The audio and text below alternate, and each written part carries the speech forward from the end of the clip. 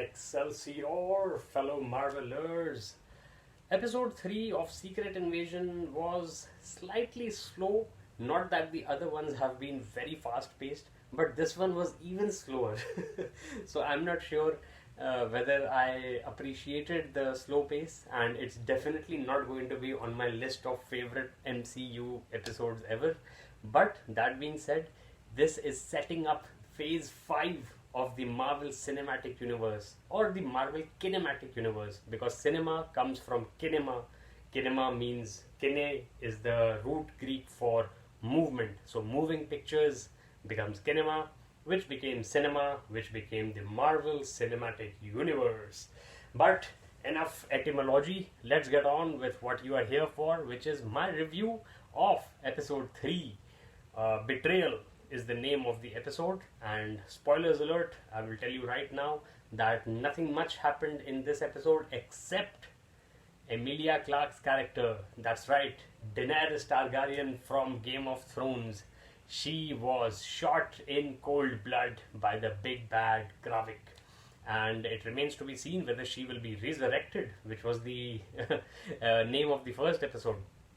So I don't know what's going to happen, but the past is history, the future is history. That's what I say about my sports highlights and about my football match predictions and live streams. So you can check those out on my channel and smash that sub button for awesome acts fun.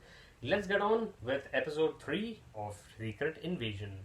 Okay, so this episode has a very quick fire recap, and I'm going to try and keep this review as quick fire as possible, as I always do. You can check out my review of the previous 2 episodes on my channel as well. Gravik unveils his plan to the world leaders filled Skrull Council for the extinction of the human race. So basically they're planning to wipe us out, wipe us off the face of planet Earth and take over the entire planet for themselves. And the way that they're going to do it is to extract the superpowers from the DNA of certain characters of the MCU. And in my previous second episode review, I did tell you about them. You can check that out, but here I will just recap it straight away. It's Groot, Cull Obsidian, Frost Beast, and I think I forgot the fourth one. Happens. So Groot, as you know, is from Guardians of the Galaxy. Frost Beast is from the Thor franchise. The Cull Obsidian was one of the children of Thanos. And Extremis, oh yes, I remembered. So Extremis was Robert Downey Jr.'s last outing as Iron Man in a standalone film, and Extremis was developed for the purposes of making super soldiers who will be able to respawn or maybe repair themselves, instantaneously. So that's something that we see later on in the episode also. Talos basically stabs Gravik through the hand with a knife, and Gravik just pulls his hand out.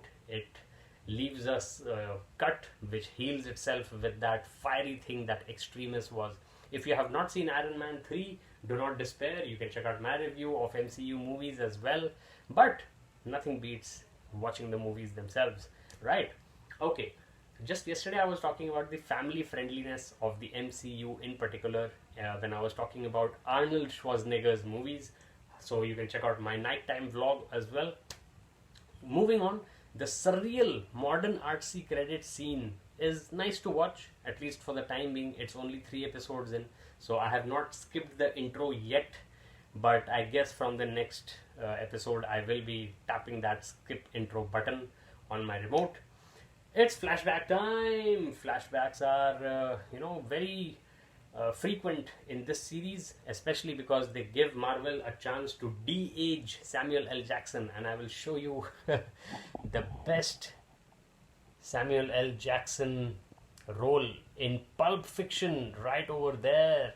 So in Pulp Fiction, he played Jules, and in my episode 1 review, I did his very famous monologue about Ezekiel's some psalm from the Bible about the wrath of vengeance and stuff like that. But I will not go into that right now because I am not in that flow. At that time I was totally in the Jules persona. But This flashback is of New York City in 1998. It just shows how Fury met the Skrull who he married and who is his current wife in this series. So this is something new. We have never had a look at the personal life of Nicholas Fury in the MCU before this, and here we are getting quite a big glimpse into it. Alright. Might as well show you this vertical thing as well. As you can see, there is an Avengers poster I have over up there. So I'll try and bring that into frame, but that's alright. Let me try to put this a little up. Okay. Think while it's still legal. Okay. So moving on to Back to the Future, right? So that's a very small flashback, and the fact that Fury's wife is a Skrull is obviously going to play into the plot somewhere or the other. In fact, right at the end of this episode, and spoilers alert again, Nicholas's wife, I call him Nicholas, but nobody calls him Nick. Nicholas Fury's wife goes to a safe deposit box and withdraws a gun. So Janie's got a gun. Aerosmith are actually on my list of all-time favorite rock groups, you know, because they did come up with some really smashing songs when they were at their peak, and they did not drag it out like Rolling Stones. Somehow I don't find Rolling Stones as good as other rock acts, but I guess they have their own legacy. I am more of a Pink Floyd guy. What are your preferences in music, movies, pop culture, books? Leave it all in the comments below. Let's get a conversation going. And one intriguing thing is that he calls the Skrull he meets in the flashback Vara, but in the present he calls her Scylla. So I'm not sure what's going on over there. Maybe I'm missing out something. If you know what's going on over there, please feel free to enlighten me in the comments. Okay, Talos and Gravik meet, and Gaia leaks information to Talos so that he can stop an impending submarine missile strike on a plane carrying United Nations delegates, which will spark off World War III apparently. So the stakes are made out to be very high in this series, but it's not ramped up action wise yet. It's more of a slow boiler spy espionage thriller up till now, but I'm hoping for more action as the miniseries progresses. And there's a lot of back and forth banter between Talos and Fury, which again slows down the pace of this episode. Anyway, the threat is averted thanks to Gaia's information, and all is well until Gaia gets caught and shot by Gravik, and that is a cliffhanger. So, and cliffhanger, not the movie which starred Sylvester Stallone and John Lithgow, who was famous for Third Rock from the Sun. Way before he did all these awesome Max roles in movies, he was the patriarch of a family of aliens living on Earth, the Third Rock from the Sun. If you haven't seen that sitcom, check it out. It's absolutely hilarious and awesome Max comic.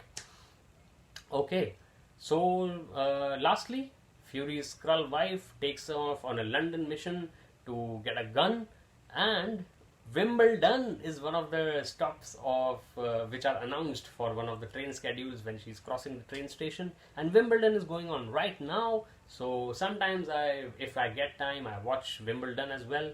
Do you have a favorite tennis player? Let me know in the comments. I used to love Federer for his graceful play, but he's retired now, so that's another thing for the past and another mystery for the future. Alright then, so nice spirals there, right from Wimbledon to Janie's got a gun and on to London in the summertime. Call me now, use the satellite, which was Red Hot Chili Peppers song.